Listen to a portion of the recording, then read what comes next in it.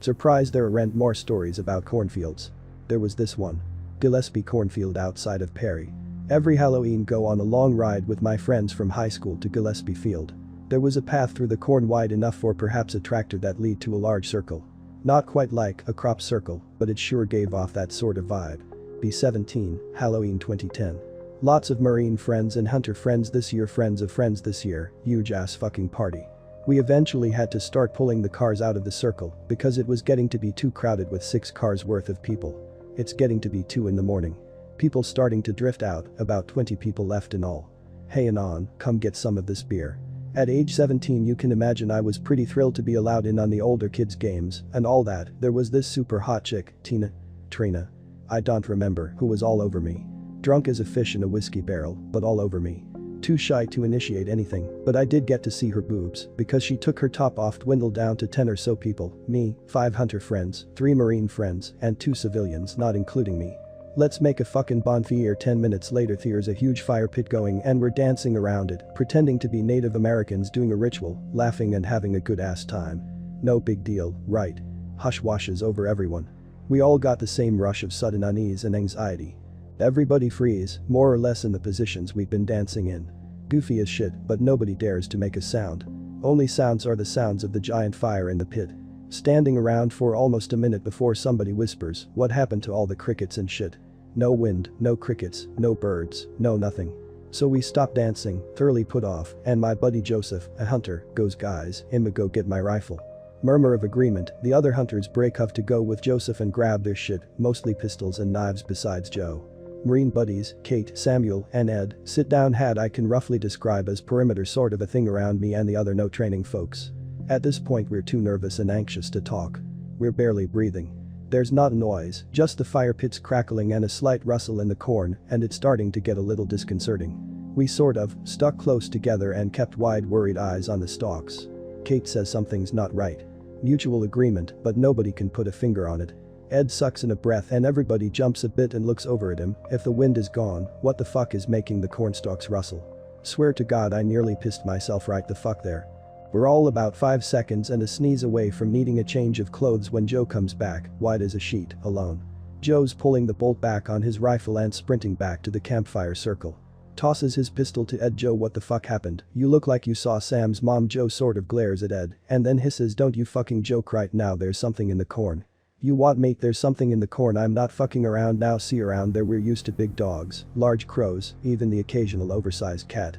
So everybody sort of gave Joe this slanty-eyed the fuck are you saying sort of look like he's trying to freak everybody out more.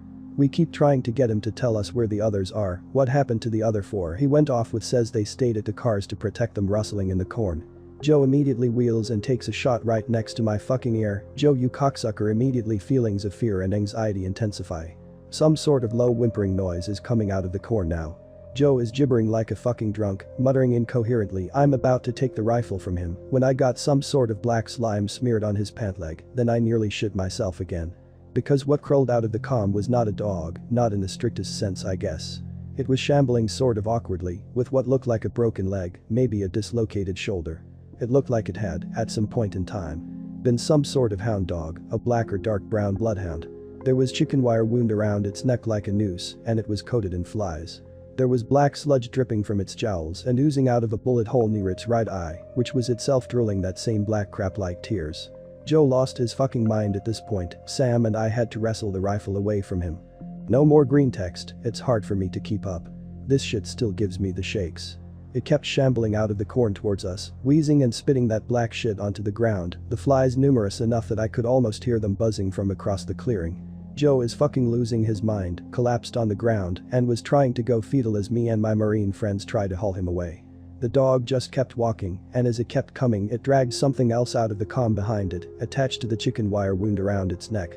It took a second for me to piece it together in the light of the fire, but attached to the end of this morbid fucking umbilical cord was a beating heart. Like a bear-sized, still bleeding, leaking heart, thumping away and leaking that black sludge shit. The flies were having a field day with it.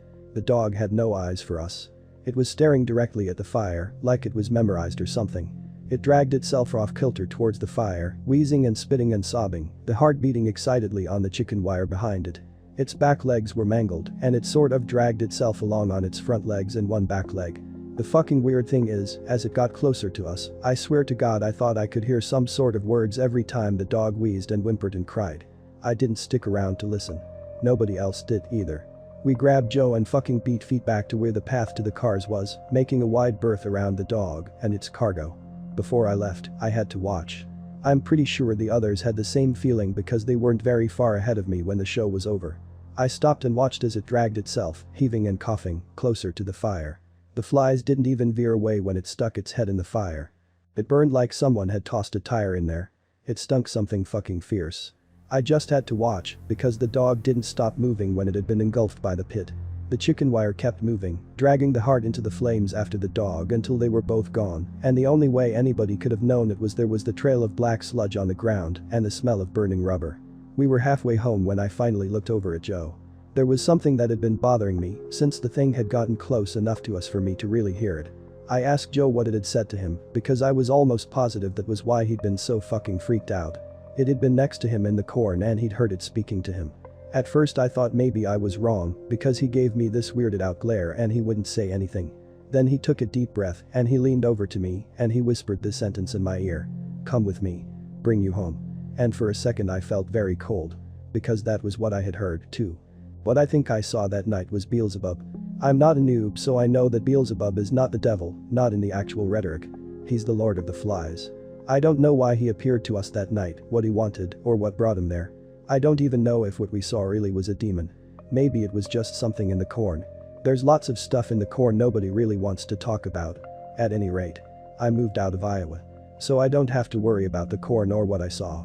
I should probably try to reconnect with my friends, but I'm afraid. I'm afraid that I'll find out that Joe died in a fire or slit his own wrists.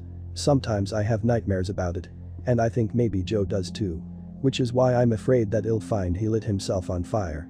I keep a matchbook under my pillow because sometimes I kind of want to do it. Just to see what it'd be like.